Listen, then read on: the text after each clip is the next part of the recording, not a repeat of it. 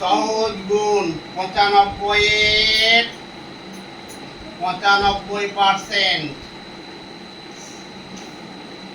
এই 5 এর সঙ্গে এই 5 এর গুণ কত হয়? 5 5 25 দশমিক 9 এর পরের সংখ্যা কত? 10। এই 9 10 এ 90। বুঝা গেল? সংক্ষেপে গুণ 5 5 25। তারপরে একটা বিন্দু বসাবা। 9 এর পরের সংখ্যা কত? 10। 10 এর সঙ্গে 9 এর গুণ 9 10 এ 90। সেই রকম 35 এর 35% কি হবে?